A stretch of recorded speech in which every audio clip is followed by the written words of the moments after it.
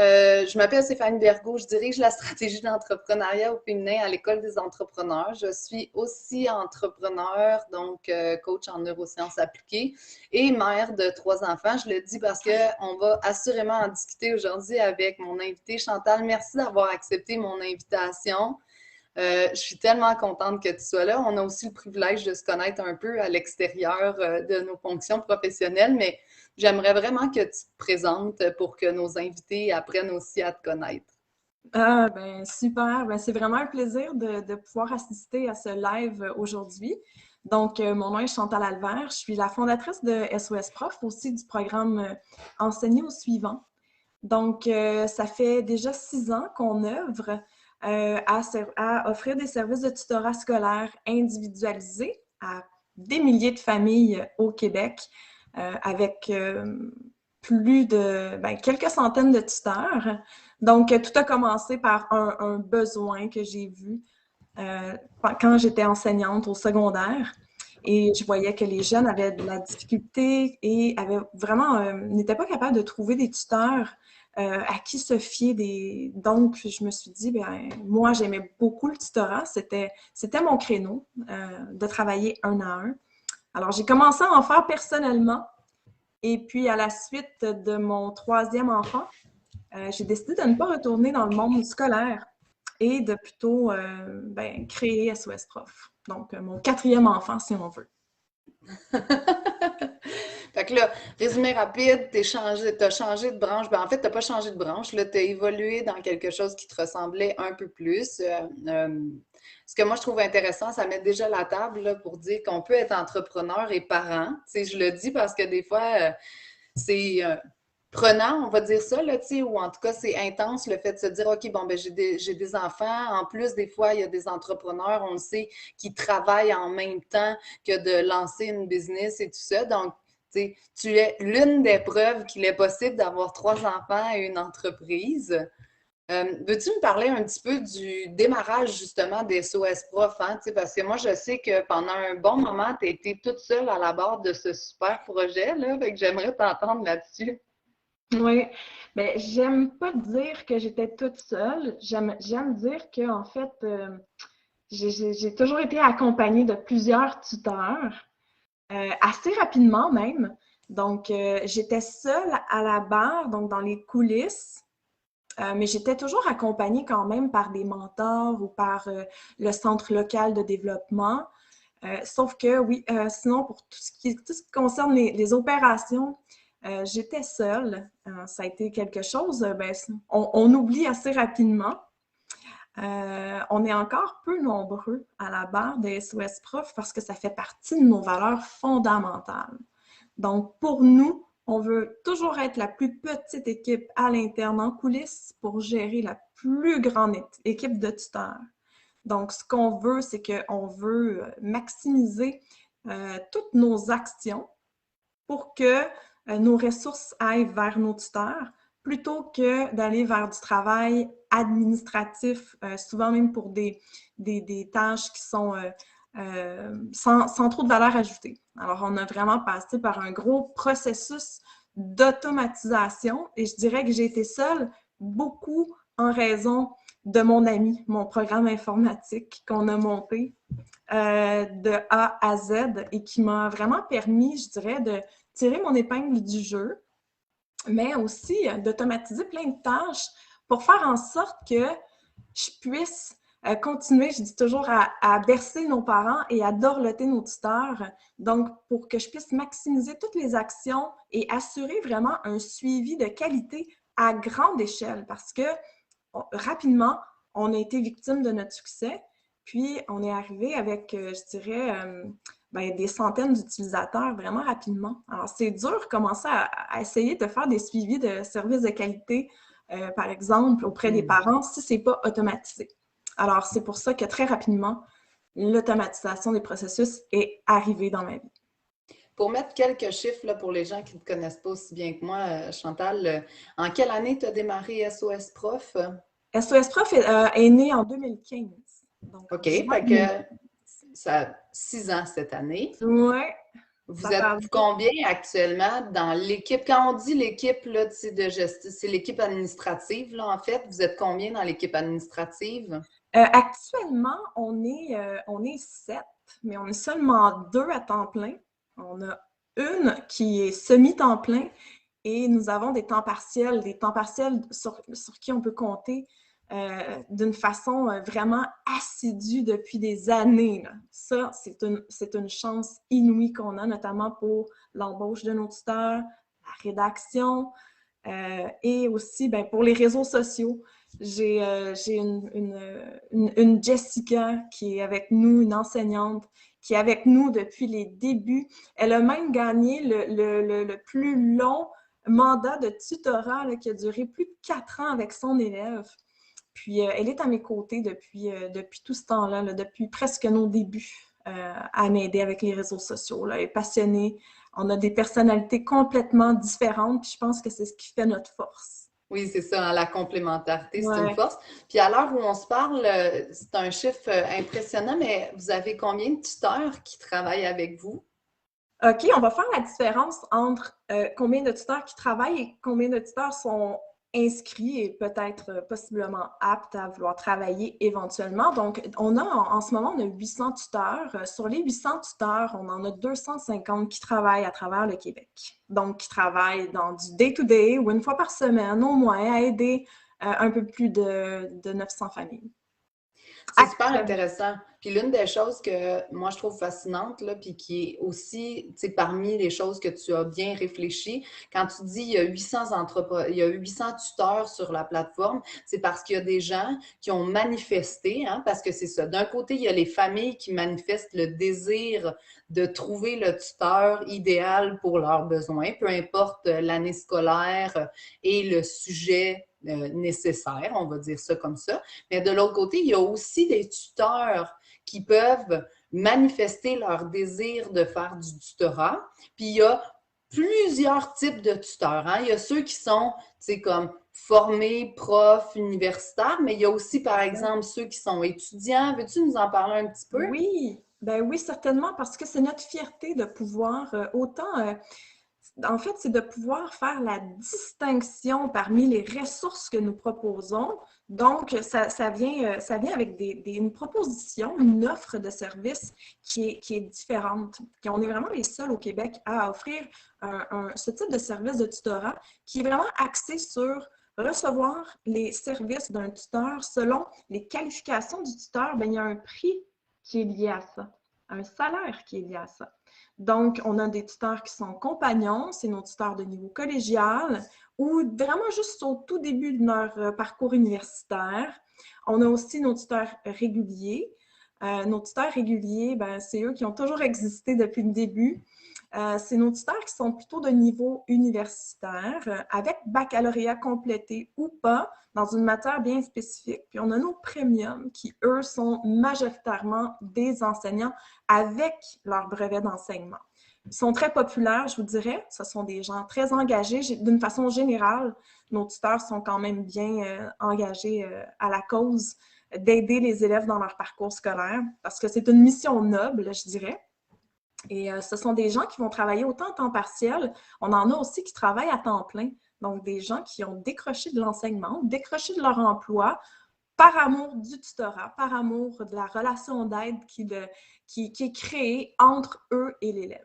Toujours en suivant leurs intérêts par exemple, on a beaucoup de gens qui sont en génie, ben, eux vont aimer enseigner les mathématiques et les sciences. Donc, on peut, sans tracas, dans un environnement vraiment encadré, vont se faire offrir des emplois, des mandats, si on veut, avec des élèves dans une matière qui les passionne, donc ils sont capables de transmettre cette passion-là et cet amour-là à leurs élèves, ce qui amène un grand succès là, à la réussite scolaire du jeune, finalement. Donc, on a des tuteurs un petit peu de partout, je vous dirais. On en a qui peuvent même travailler à l'étranger. On en a qui sont au Mexique actuellement. On en a au Maroc. On en a un qui passe son hiver en Argentine. Alors, la beauté, c'est que c'est beaucoup du travail qui se fait en ligne.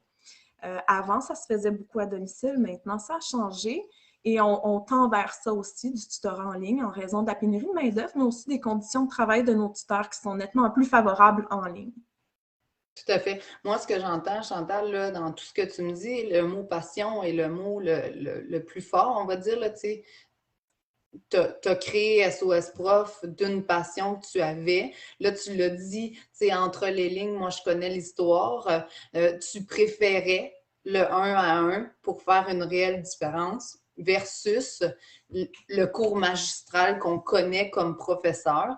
Puis, c'est souvent ce qui amène tes tuteurs à parfois augmenter leurs heures de travail parce que certains sont profs et tuteurs, d'autres sont profs arrêtés ou à la retraite ou qui ont décidé de changer un peu et tuteurs. Puis d'autres, comme tu disais, sont étudiants, mais ils sont passionnés par ce qu'ils enseignent. T'sais. Fait que le tutorat est comme un don de soi. En fait, je dis comme, mais c'est un don de soi. Puis c'est ce qui fait la force de l'accompagnement. Là. Oui, c'est un don de soi. Puis aussi, c'est que on doit solutionner. On est tout le temps dans un processus à se questionner, à savoir comment, qu'est-ce qui serait la meilleure façon d'enseigner aux jeunes? Parce que chaque jeune est différent. Donc, c'est d'aller mettre le doigt sur, OK, toi, si je te l'explique de telle façon, tu vas comprendre. Ça n'a pas été expliqué comme ça en salle de classe, mais je vais te l'expliquer de cette façon-là. Et ça, c'est vraiment gratifiant parce qu'on est toujours, c'est toujours on est toujours en train de jongler avec l'élève à savoir, mais qui es-tu? Comment on va t'outiller pour que tu n'aies plus besoin de moi, par exemple, en salle de classe? Comment on peut t'aider à comprendre qui tu es pour que tu t'appropries tes apprentissages? Personnellement, je trouve ça génial. Et évidemment, c'est qu'on est en dehors de toute gestion de classe. Alors, on fait uniquement ce qu'on aime. On enseigne. Dans le chat, Ocam Ben nous pose la question. Il dit, j'ai un projet de lancement d'une société de services. Je ne sais pas par où commencer depuis plein d'affaires. Tu en as parlé un tout petit peu tout à l'heure, Chantal. Est-ce que tu veux nous parler de toi, là, tu sais, le jour où il y a eu l'idée, puis le jour où tu as démarré, c'est quoi les premières étapes que tu as faites pour l'aider un petit peu là, dans ce début de processus? Mais tout d'abord, félicitations. Je ne sais pas dans quel type de service vous voulez vous lancer, mais vous pourrez peut-être l'ajouter dans les commentaires. Partir d'un plan d'affaires, je trouve que c'est la base. J'étais à l'époque une personne qui aimait beaucoup faire les travaux universitaires. Donc, pour moi, camper sur papier, élaborer ma pensée, toujours essayer de projeter et de prévoir les embûches. Puis, croyez-moi, au début, on est loin de prévoir les embûches qui s'offrent à nous. Sinon, on ne partirait peut-être pas d'entreprise. Mais juste de pouvoir camper sur papier, toujours avec des gens qui vont nous aider. Alors moi, ça a été le centre local de développement de ma ville à l'époque qui m'ont aidé. Et j'ai même pu bénéficier de la mesure STA qui m'ont vraiment beaucoup accompagnée dans le départ de mon entreprise pour me soutenir un peu financièrement la première année. Et donc, le plan d'affaires va nous permettre de mieux voir notre offre, de mieux connaître nos compétiteurs, savoir ce que nos compétiteurs font, de sonder peut-être. Hein, je trouve que c'est vraiment une bonne idée de sonder, par exemple, en faisant des sondages sur Facebook. Et aussi de voir qui sont les acteurs qui vont nous aider à nous propulser, mais qui sont les acteurs qui vont peut-être un peu nous ralentir.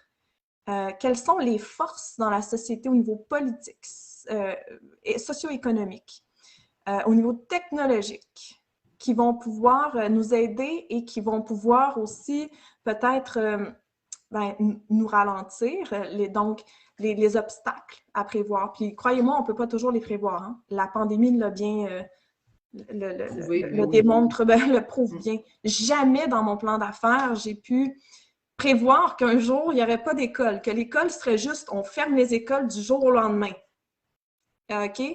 Et qu'ensuite, mon plus grand compétiteur serait le gouvernement à travers une offre de tutorat, même jusqu'à être individualisée. C'était du jamais vu. On n'avait déjà pas de budget en éducation. Il était hors de question que le gouvernement développe une enveloppe budgétaire qui pourrait offrir du tutorat comme il l'a fait en janvier dernier. Donc, il y a des impondérables, mais il ne faut pas s'attarder à ça. Parce que, en fait, ce qui nous propulse le plus, c'est ce qui va bien. Alors, c'est là qu'il faut, c'est vers ça qu'il faut se diriger et non prendre la fuite vers ce qui pourrait ne pas aller. C'est clair. Moi, je compare souvent la maternité, ben, dans notre cas, là, la maternité ou la parentalité, si on veut, et l'entrepreneuriat, tu sais, en disant c'est un processus, là. Tu sais, dans le fond, quand on attend un enfant, ben tu sais, on commence le début du projet, si tu veux. Puis petit bébé, petit problème, grand bébé, grand problème. Tu sais, on croit en fait avec nos enfants comme on croit avec notre entreprise. Justement, tu sais, c'est de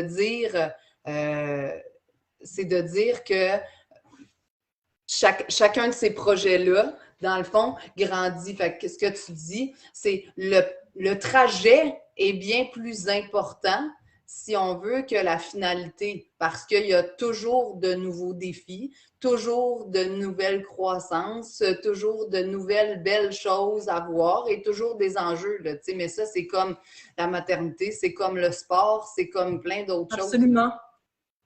Oui, c'est vraiment une préparation mentale à accueillir tous les obstacles. Puis on va souvent aussi on va avoir des raccourcis. Il y a vraiment toujours plein de bonnes nouvelles aussi qui s'annoncent dans notre parcours. Quand je dis un raccourci, j'appelle ça une bonne nouvelle parce que faut jamais lâcher prise sur notre objectif. On a toujours un objectif bien concret quand on part une entreprise. Il faut s'en tenir à notre objectif. Donc, peu importe le parcours, oui, mais il faut essayer de trouver des parcours qui sont facilitants. Il faut aussi bien s'entourer parce que, par exemple, on peut être un petit peu moins, la comptabilité peut être moins notre force. Le droit, hein, au niveau en matière contractuelle, si on s'y connaît pas, ben, c'est important de s'y connaître un peu, donc de bien s'entourer, connaître les meilleures pratiques pour éviter certaines erreurs aussi. Et c'est pas des erreurs, des défis, des obstacles, des fois des omissions, volontaires ou involontaires aussi. Parce qu'on peut pas savoir ce qu'on sait pas. Tellement. On peut pas Tellement. prévoir l'imprévisible non plus. C'est pas sur Puis tu ça sais, ce qu'il faut que tu s'attarder. dis là dans les erreurs, là, tu sais, si tu veux, je pense que même de nos erreurs, on apprend, hein? Tu sais, puis j'allais te demander parmi les belles choses que tu as réussies, mais on y reviendra. Moi, je sais, tu sais, tout à l'heure, tu parlais de ton super outil informatique, puis de ton super euh, euh, allié aujourd'hui. Mais je sais que Oui. pour arriver à l'allié que tu as aujourd'hui, il y a eu quelques embûches. Est-ce que tu veux me parler justement de, tu sais, tu disais au début, je faisais les choses toute seule ou avec une aide, tu sais, d'appeler les parents, de faire tout ça. Puis à un moment donné, c'est le temps de gestion des demandes des parents et des tuteurs à jumeler qui devenait de plus en plus prenant puis qui restreignait en fait ta capacité à accueillir des familles. Et donc, tu as décidé de te doter d'un outil qui le faisait. Parle-moi un peu de cette réflexion-là, puis du processus dans lequel tu t'es comme lancé, on va dire ça, parce que ça aussi, hein, il y a plein de belles choses qui se sont produites, plein de Oui. beaux apprentissages. Ah, absolument. On va appeler ça des apprentissages. J'éprouve parfois une relation d'amour-haine avec ce quatrième enfant qui est mon logiciel informatique. Puis, soit dit en passant, je ne me suis pas dotée de. C'est plutôt j'ai créé. Donc, comment c'est parti? C'est par un débordement. À un moment donné, quand tu travailles 6 à 7 jours semaine avec les enfants et tout ça, tu deviens débordé. Et là, tu vois qu'il y a toujours une plus grande croissance. Et moi, mon but, c'était que les parents, peu importe le moment de la journée où ils avaient besoin d'aide, c'est qu'on puisse les aider en tout temps, nonobstant de nos heures d'ouverture. Donc, pour moi, que tout repose sur ma faculté à faire un jumelage et à l'envoyer, qui prenait à l'époque 4 minutes et qui maintenant me prend 1 seconde, le temps de peser sur envoyer. Tout se fait automatiquement. Bien, pour moi, et même le parent peut le faire par lui-même maintenant. Donc, j'ai pensé à... Je me suis mis dans la peau d'un parent, puis je me suis dit, et d'un tuteur.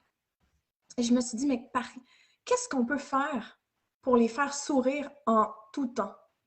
Pour qu'on essaie de démolir toute friction, en fait, de répondre à toute friction qui pourrait être causée par un membre de SOS Prof ou, par exemple, par nos heures d'ouverture notamment, ou des journées fermées du week-end, et etc. Et je pense que c'est ce qui a tiré vraiment un trait entre on est une start-up versus on est une entreprise qui est en croissance, en pleine croissance. C'est vraiment grâce à ce logiciel-là. Où est-ce que, et soit dit en passant, je détestais l'informatique avant, et maintenant, je pense que c'est presque plus une passion. Tu sais, entre l'éducation et l'informatique, là, pour moi, c'est lié maintenant, mais c'était vraiment en fait, j'ai eu un intérêt pour l'informatique et j'ai demandé à mon programmeur de l'époque, écoute, est-ce qu'on pourrait automatiser tel truc? Et ça a vraiment fait un déclenchement dans ma tête où est-ce que j'ai compris à quel point je me suis assise et j'ai regardé quelle serait l'entreprise de mes rêves. Comment je pourrais rêver à traiter nos utilisateurs et j'ai créé carte par carte et j'ai aussi regardé qu'est-ce que je faisais au quotidien qui était répétitif, qui n'avait pas de valeur ajoutée et qui pouvait être automatisé. Et là, ben, on a tout fait. Et ben, sur mon roadmap, dans un backlog, j'ai quand même encore une centaine de cartes à développer. Donc, c'est un processus en continu qui ne finira jamais. Mais essentiellement, aujourd'hui, la plateforme est quand même arrivée à une maturité. Moi, ce que je trouve fascinant dans ce que tu dis, puis tu redis, c'est j'arrive à un enjeu ou à une situation. Puis là, tu sais, on le disait d'entrée de jeu, Chantal, tu as 3 enfants. Donc, mère. En plus, bon, tu avais l'organisation que ça prenait pour arrimer tes duos, si tu veux, là, famille, tuteur. Puis là, finalement, ben justement, hein, il fallait du temps pour les enfants le soir, la fin de semaine. Fait que de toute façon, il n'aurait pas été souhaitable que tu sois 24 heures sur 24 devant ton ordi pour offrir ça. Fait que tu as cherché des solutions, puis là, tu es tombé dans la table des solutions technologiques. Oui. Moi, je sais, pour qu'on en ait parlé toutes les deux déjà, il y a une partie qui s'est développée relativement, puis là je dis relativement, mais aisément dans le sens où tu as voulu développer des fonctionnalités, mais il y a 2 ans, je pense maintenant, tu as voulu faire un grand bond dans cet outil technologique-là. Puis je trouve ça important d'en parler parce que je trouve que trop souvent, on met ça de côté, mais tu as eu quelques enjeux, entre autres avec le projet, les fournisseurs avec lesquels tu l'as fait, le développement de ça. Est-ce que tu peux m'en parler un peu puis nous dire ce que tu ferais différemment si c'était à reprendre? Absolument. Puis encore là, je précise, on ne peut pas savoir ce qu'on ne sait pas. Je me lançais dans quelque chose de totalement inconnu. Et tout le monde veut t'aider. Donc, tu ne sais pas vraiment qui peut t'aider, de qui ne peut pas t'aider. Puis à l'époque, je ne faisais pas la différence entre ce qu'est un logiciel informatique et versus ce qu'est un site Internet vitrine. Donc, pour moi, c'était vraiment la même chose. Je ne connaissais pas les langages informatiques. Je ne connaissais pas c'était quoi un framework, un back-end, un front-end. Je ne connaissais absolument rien de ça. Donc, quand je me suis lancée, c'est toujours la définition des livrables. Qu'est-ce que je souhaite? Et quand ça, quand tu pars ton programme, tout doit être fait en fonction, tout doit être modulé en fonction des requis, donc des livrables. Et si ce n'est pas bien fait, ou si ça change avec le temps, ou si c'est pas l'analyse n'est pas suffisamment campée sur des requis extrêmement précis, qu'un entrepreneur ne peut pas faire créer à lui-même. Donc, on a vraiment besoin d'une équipe pour supporter ça.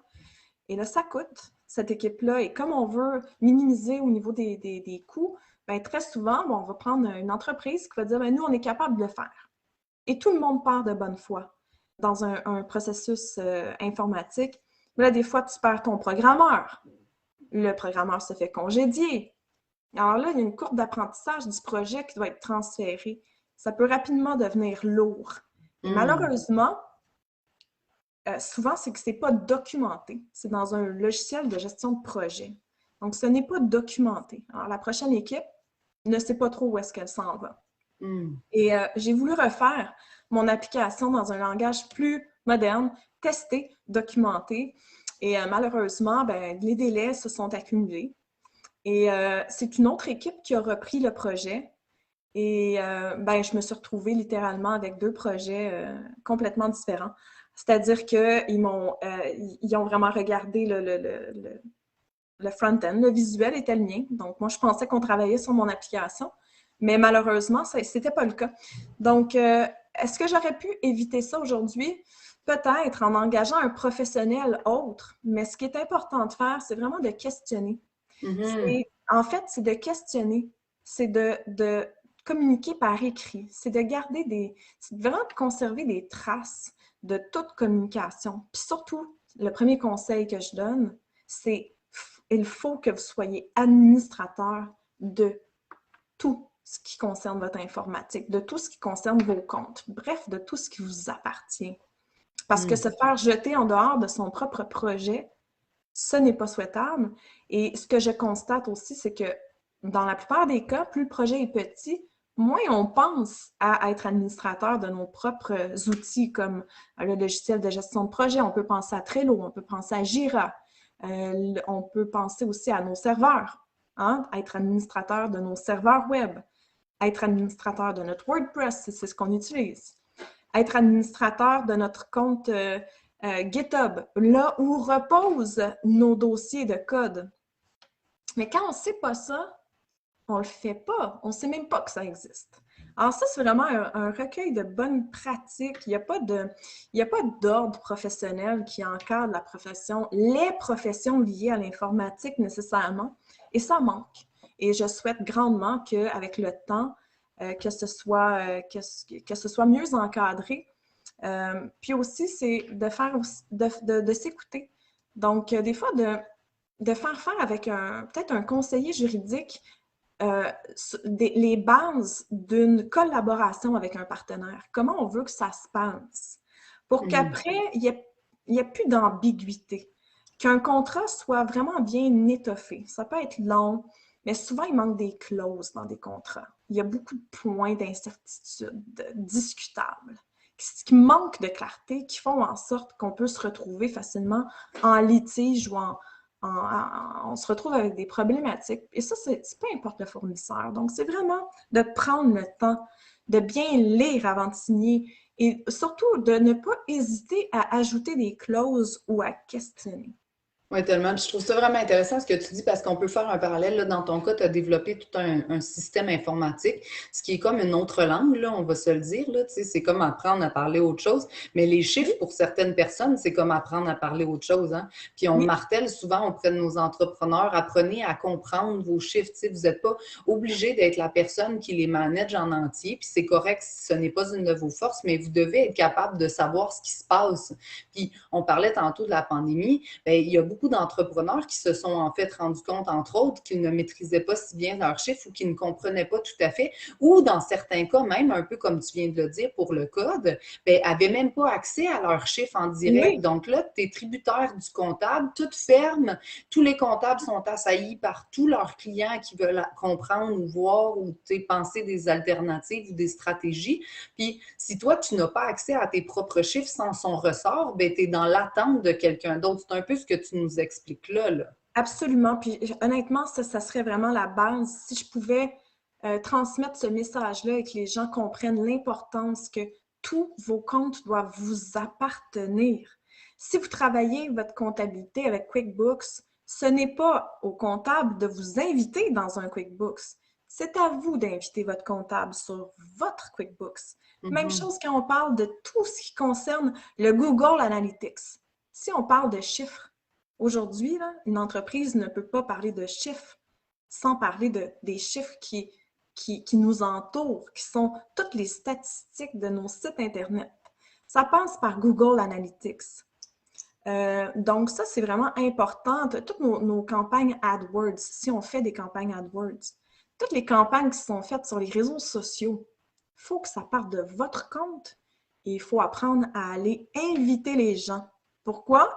Parce qu'après, vous pouvez les faire sortir de votre projet et en inviter d'autres. Et parce que vous ne voulez certainement pas vous retrouver à vous faire mettre en dehors de votre projet. Moi, je vous le dis, ça m'est arrivé. Et on perd toutes les données à ce moment-là. Et après, ben, on n'est pas capable de les retrouver.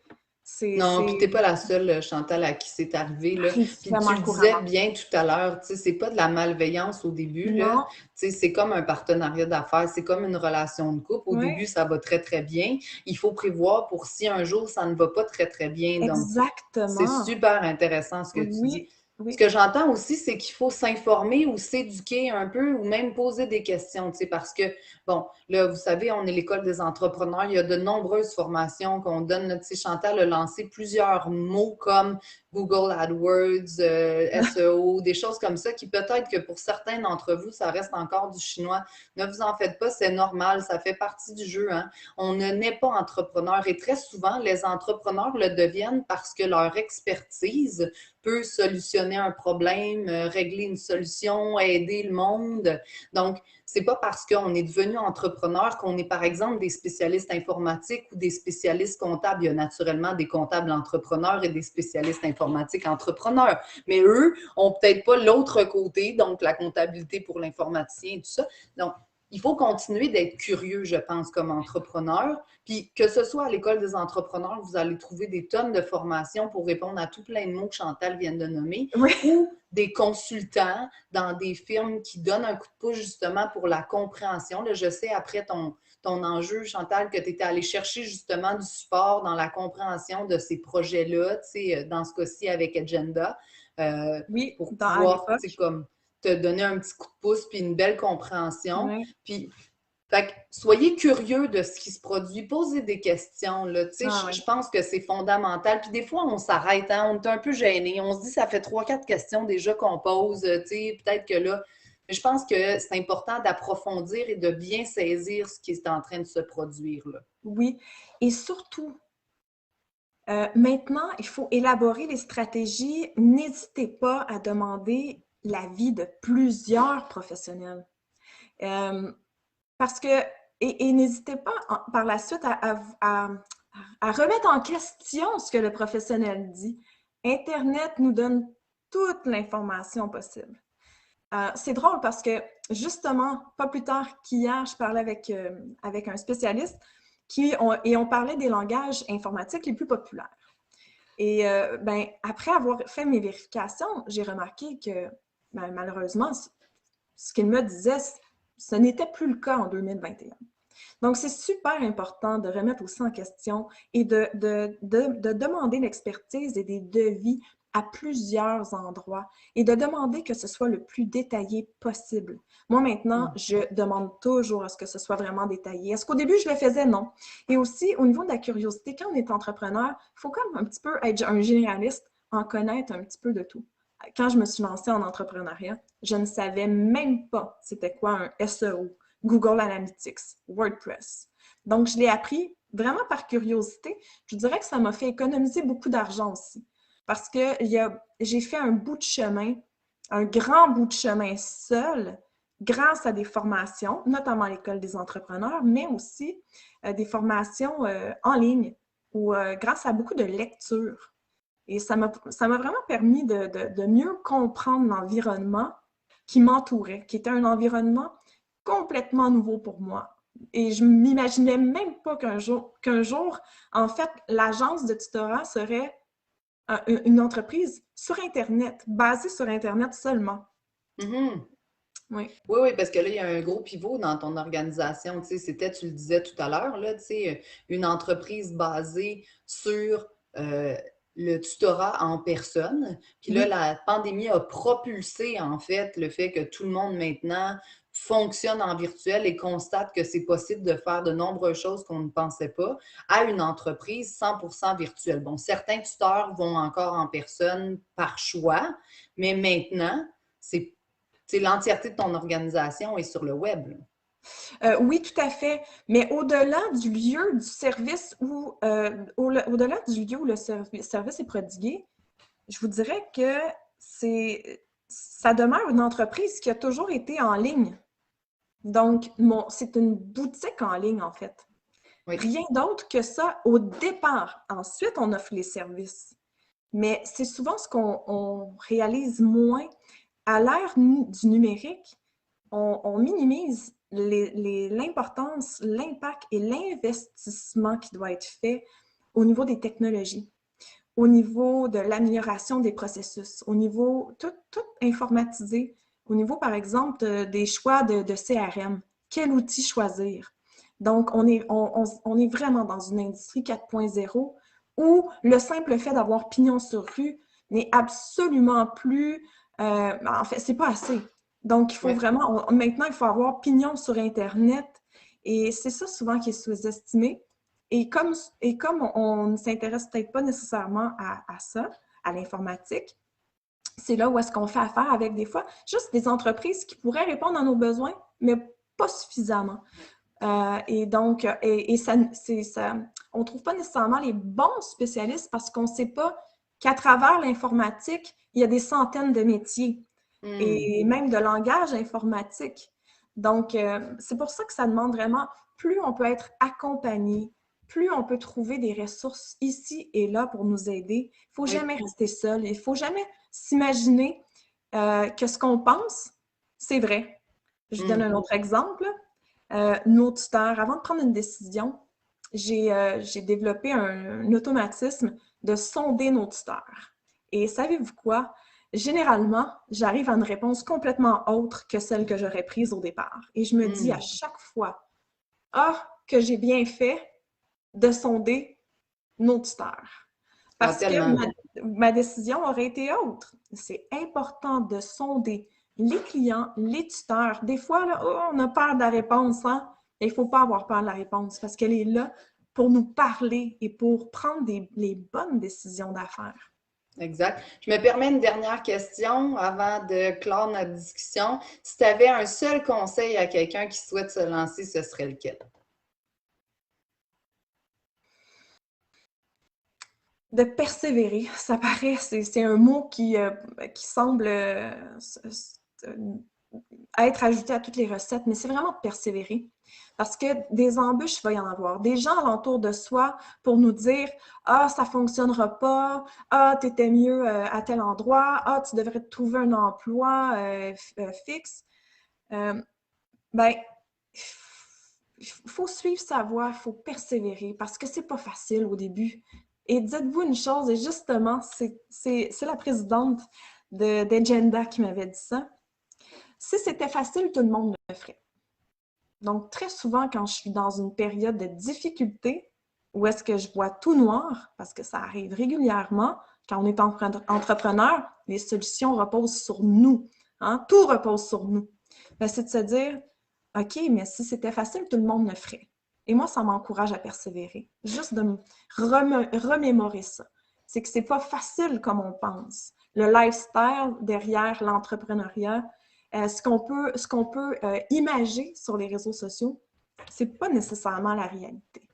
Donc, persévérance.